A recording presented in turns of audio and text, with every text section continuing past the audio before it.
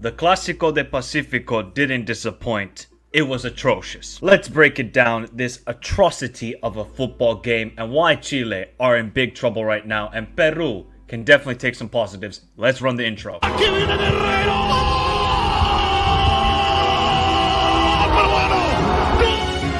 para Córdoba. ¡Luta! ¡Dios, ayúdame! La prisa bien. ¡Ahí Pazzi! ¡Gol! ¡Sí! ¡Le pegó! ¡Chile campeón! ¡Chile campeón! ¡Porla!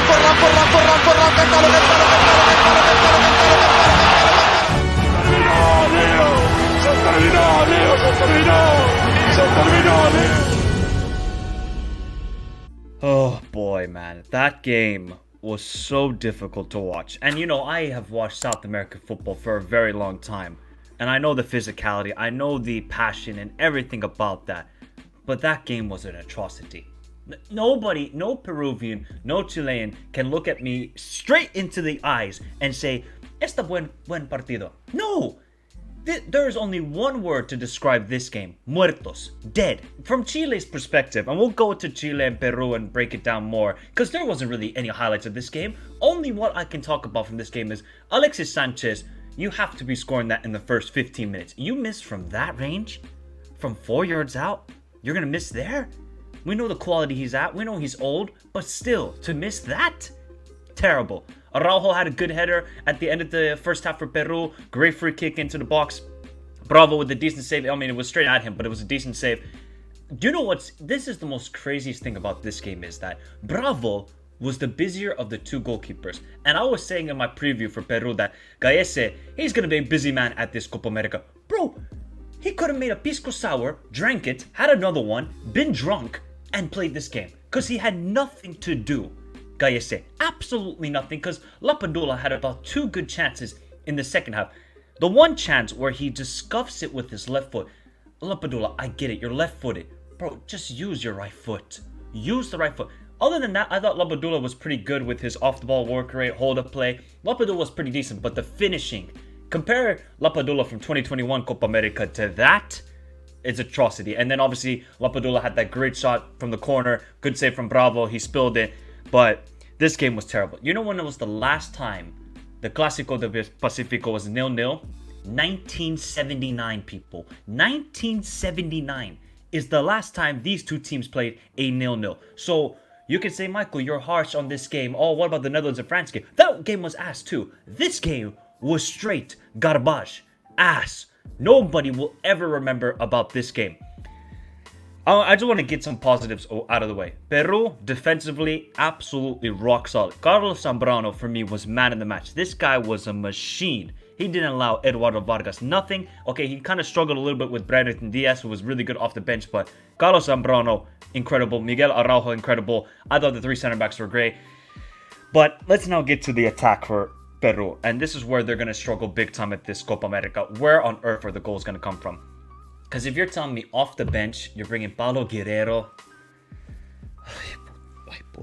No, man, we cannot do this if you're Peru. You cannot do this. This is now the hallmark of this Peruvian team, that they just don't have anything going forward. Nothing. You know, they had Cristian Cueva, they had Andre Carrillo, they had Jefferson Farfan. Now, it's Andy Polo. Andy Polo. I know Marco Polo. I don't know Andy Polo. If Advancula is fit, and he obviously had to come off injured, if he's fit for the next game, play him at right wing back. Play him there, please. He's going to offer you something much more than down the left side. Or actually play Lopez then on the left side. Because Andy Polo, if you're going to have an outlet to counterattack, if you're Fossati, don't play to him. Don't. But other than that, look, Peru defensively were solid. They didn't give Chile anything in this game. It's just about the attack. I'm really going to struggle to see where they will generate any sort of goal-scoring opportunities other than set pieces. That's where they're going to score, is from set pieces. But defensively, and the fact that Gaese didn't even get tested, that's actually a really good thing for Peru. Because during the Copa World Cup qualifiers, they were giving up chances. They didn't get smacked up in any game other than the La Paz debacle. But it's just the attack. It's just straight garbage. Now let's get to Chile, a team that has been on a roll. I had them very highly up in my power rankings. That was an atrocity. That was abysmal. That was straight Berizzo ball. And you couldn't tell me that Gareca was the manager. That was straight Berizzo ball. What now Gareca needs to do is, he needs to make some changes. He needs to either bench Eduardo Vargas. I was so disappointed in Davila. Davila, who was really good in these 3 games under Gareca. Davila had no impact. Osorio off the bench didn't really have much of an impact. The only guy, you know what? There's only 2 positives for Chile in this game. Bravo was pretty good. And he's one of the oldest players at this Copa America. And Brereton Diaz was really good off the bench. Something that he could be a physical presence, good hold-up play. Eduardo Vargas kind of showed his age today. That was the biggest issue. So Brereton Diaz, he needs to start in the next game. But my God, I mean, there was nothing down the middle. I mean, Alexis Sanchez could not find that combination play. You know, when we've seen the games for Chile against France, against Albania, against Paraguay, they won the ball high up the field. Good combination play. I saw no combination play today. Nothing. They had that one chance from Alexis Sanchez where it was good pressing. They work it well. Good combination play. That's the only time where I saw, okay, they could string 3 to 4 passes together. The fact that there was 37 fouls, I don't know if I was watching Clásico del Pacífico or the war from the Atacama Desert. Because 37 fouls is crazy. It's great. 37 fouls is ludicrous. It's just such a bad game. It's such a bad game. I mean, Brereton Diaz was really good off the bench. He's the only bright spot. Volados was abysmal as well off the bench. And yeah, Osorio just didn't have the impact. I was kind of disappointed in him, but I mean, he's a young kid. It's his first time really playing in the Clásico. So, you know, nerves. It's just a very physical game. A lot of tension, a lot of emotion. So maybe he just didn't really get his rhythm going. But Gotta give credit to Peru. They defended well.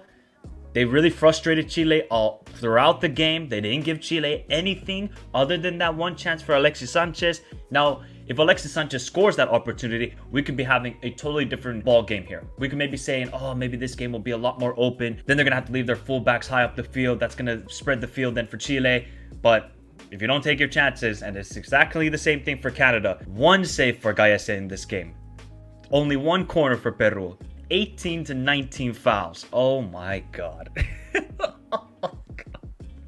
Well, it is a Clásico. It is South American football. It's CONMEBOL football. But if you told me that these 2 teams played in CONCACAF, I would have believed you. And that's not a good thing. But overall, look, it was a terrible game. There's no way about it. Both teams need to improve. I actually think Peru just need to improve attacking-wise. If they can play that sort of same defensive game against Canada where they can stifle them and they just get the 1-0, Peru will be totally happy with it. All Peru really need to do is just beat Canada and not suffer a huge defeat to Argentina, and Peru will get out of this group.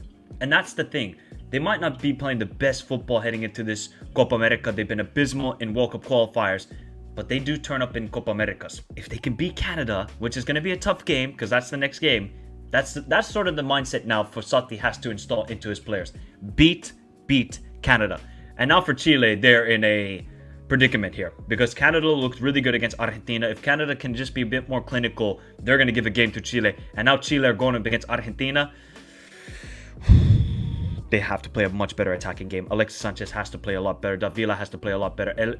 Pulgar has to play better. Nunes has to play better in the midfield. Overall, Chile were just shambles. And I want to know your thoughts in the comments down below of this atrocity of a game. What changes does Gareca need to make heading into the next game? And what about Peru? Are you satisfied as a Peruvian? Are you happy that, oh, we looked really compact defensively, we didn't look so open, but it's just about the attack. It's just lacking any sort of quality. Midfield was good. You know, the midfield was winning their 50-50 challenges. They didn't really progress with the ball. You know, in the first half, Carlos Zambrano was looking to open up the play, but none of the midfielders seemed to want the ball. They were just frightened of it. So I think that's something that Fossati just has to install into the midfielders. Like, hey, just take some confidence. You're a midfielder. You've been practicing this sort of sequence many, many years. Be confident. But overall, a terrible game. Hopefully tomorrow's 2 games. We got Ecuador against Venezuela and we got Mexico against Jamaica. Hopefully they produce some good games, because today, from watching France-Netherlands to this in the morning, I need 180 minutes of my life back, because I don't think I'm going to ever get that back. But everybody, if you want daily Copa America content, Euro content, this is the place to be. We're doing daily recaps of Copa America Day 2, and Day 2 is a day that we will never ever remember again. But remember to hit the like button, subscribe to the channel if you're new around here. Remember to join the Discord for more Copa America and Euro discussion on the Discord. Have a beautiful day. Stay safe in this crazy world. Till next time. Adios.